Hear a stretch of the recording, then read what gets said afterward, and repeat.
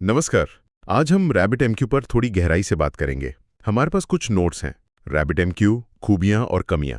इनसे समझने की कोशिश करते हैं इस ओपन सोर्स मैसेज ब्रोकर को। ये AMQP प्रोटोकॉल इस्तेमाल करता है, एडवांस्ड मैसेज क्यूइंग प्रोटोकॉल। तो देखते हैं ये असल में है क्या और कहाँ फिट बैठता है। हाँ जी, बिल्कुल।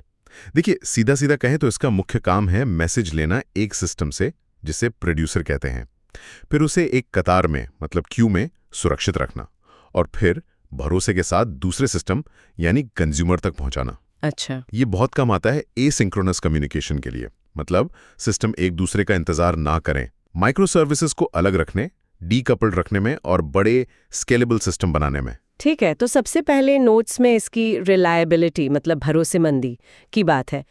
कहते हैं कि ये मैसेज डिस्क पर सेव कर सकता है, ड्यूरेबल क्यूज, परसिस्टेंट मैसेजेस, ये सब। हाँ बिल्कुल, ये बहुत ज़रूरी है। अगर ब्रोकर या कंज्यूमर बंद भी हो जाए तो मैसेज खोएगा नहीं, डिस्क पर सेव रहता है। और फिर वो एक्नॉलेजमेंट्स वाली बात है, AC के या NAC के। हाँ, AC के NAC। उसका क्या मतलब है यहाँ? उसका मतलब है कि कंज्यूमर ब्रोकर को कंफर्म करता है, बताता है कि हाँ मैसेज मिल गया और मैंने उसे प्रोसेस कर लिया।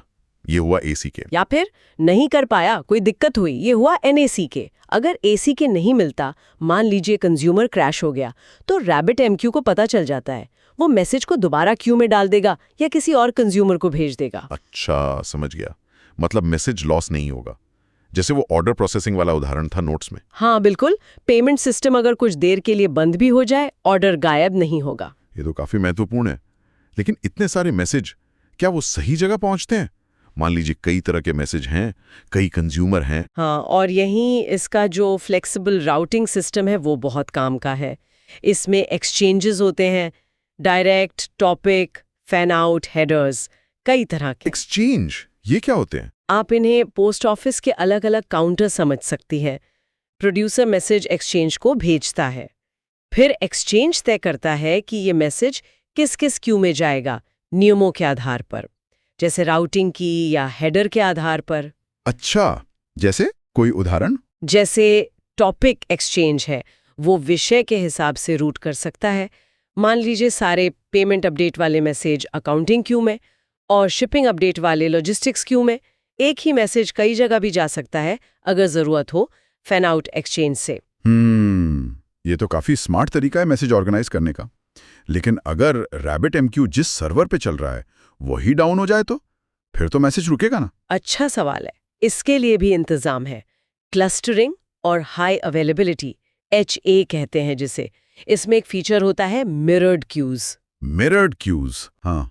मतलब एक क्यू की कॉपी, उसका आईना समझिए, क्लस्टर के दूसरे सर्वर या नोड पर भी रहती है। तो अगर एक नोड फेल होता है, दूसरा तुरंत काम संभाल लेता है। मैसेज प्रोसेसिंग चलती रहती है।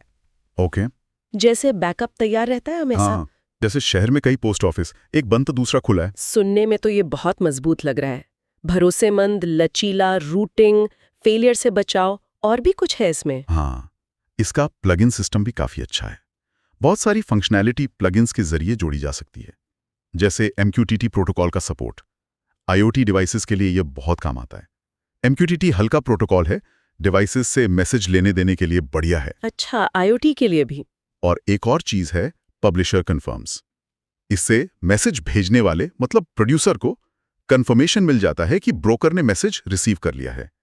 ये उन जगहों पर बहुत जरूरी है जहां एक भी मैसेज खोना गवारा नहीं, जैसे पैसों के लेन देन में। ठीक है, तो ये सब तो इसकी खूबियां हो गई, मजबूत सिस्टम लग रहा है, लेकिन जाहिर है कुछ कमियां भी होंगी। नोट्स में ऑपरेशनल कॉम्प्लेक्सिटी लिखा है, सेटअप और मैनेजमेंट मुश्किल है क्या? हाँ, ये एक पॉइंट है। रैबिट MQ को सेटअप करना, कॉन्फ़िगर करना, मैनेज करना, खासकर जब आप क्लस्टरिंग और HA पॉलिसीज इस्तेमाल कर रहे हो, तो वो थोड़ा पेचीदा हो सकता है। मतलब इसके लिए थोड़ी एक्सपर्टीज चाहिए। ये बस इंस्टॉल करो और भूल जाओ जैसा नहीं है। और परफॉर्मेंस, अगर बहुत बहुत सारे मैसेज आ रहे हों, लाखों प्रति सेकंड, आपने कहा डिस्क पर सेव होता है, AC के होता है, इससे स्पीड पर असर नहीं पड़ता? बिल्कुल पड़ता है। ये एक बड़ा ट्रेड ऑफ है, भरोसेमंदी बनाम परफॉर्मेंस। जब आप डिस्क पर लिखते हैं, परसिस्टेंस और confirmation, AC case, publisher confirms इस्तेमाल करते हैं, तो जाहिर है स्पीड कम होगी। डिस्क IO हमेशा मेमोरी ऑपरेशंस से धीमा होता है, तो थोड़ी लेटेंसी मतलब देरी आती है और थ्रूपुट यानी मैसेज प्रति सेकंड की संख्या भी सीमित हो जाती है। तो मतलब रेडिस या काफका जैसे सिस्टम से धीमा हो सकता है ये? हाँ, उन मामलों में जहां सिर्फ स्पीड चाहिए, रेडिस पप्सअप तेज हो सकता है क्योंकि वो ज्यादातर मेमोरी में काम करता है। और अगर बहुत ही ज्यादा वॉल्यूम है जैसे लॉग्स स्ट्रीमिंग, तो अपाची काफका बेहतर स्केल कर सकता है हाई थ्रूपुट के लिए। RabbitMQ में हर कनेक्शन, हर क्यू कुछ मेमोरी और सीपीयू रिसोर्स भी लेता है, तो बहुत ज्यादा होने पर रिसोर्स की खपत भी एक मुद्दा बन सकती है। समझ गया। तो हर टूल की अपनी जगह है। ये कहाँ सबसे अच्छा काम करता है फिर? नोट्स में कुछ यूज केस थे। हाँ, ये उन जगहों पर बेहतरीन है जहां इसकी खूबियां सबसे ज्यादा मायने रखती हैं, जैसे माइक्रो सर्विसेज को डीकपल करने में, सर्विसेज एक दूसरे पर निर्भर नहीं रहती, बैकग्राउंड जॉब्स चलाने के लिए जैसे सैलरी के साथ टास्क क्यू बनाना, कोई लंबा काम जैसे वीडियो प्रोसेसिंग बैकग्राउंड में भेज दिया, गारंटीड डिलीवरी चाहिए वहाँ।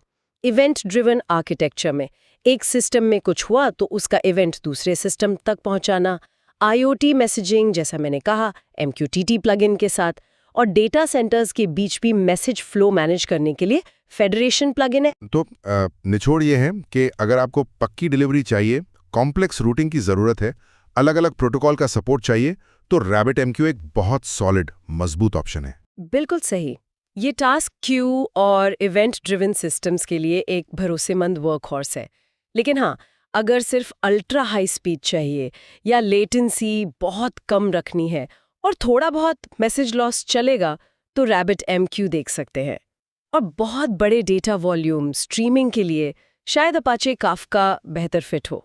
तो ये थी एक झलक RabbitMQ की दुनिया की, उसकी ताकतों और सीमाओं की, हमारे सोर्स मटेरियल के आधार पर। हाँ, और सुनने वालों के लिए एक सोचने वाली बात छोड़ जाते हैं। ये जो ट्रेड ऑफ है, गारंटीड डिलीवरी जैसे RabbitMQ देता है और हाई स्पीड थ्रूपुट जैसे काफका का फोकस है, इसके बीच का चुनाव ये सिर्फ टेक्नोलॉजी का फैसला नहीं है। ये किसी एप्लीकेशन के पूरे आर्किटेक्चर को कैसे बदलता है और उससे भी ज़रूरी जो उसे इस्तेमाल कर रहा है उसके अनुभव पर इसका क्या असर पड़ता है। ये तकनीकी फैसले बिजनेस की ज़रूरतों और यूज़र की उम्मीदों से कैसे जुड़े हैं, ये सोचना काफ़ी दिलचस्प I है। hope you enjoyed that. Comment down below and let me know किस कॉन्सेप्ट पे वीडियो चाहिए नेक्स्ट। लाइक करो, शेयर करो एंड ऑफ कोर्स सब्सक्राइब करना मत भूलना। Do check out the links in the description. मिलते हैं नेक्स्ट वीडियो में।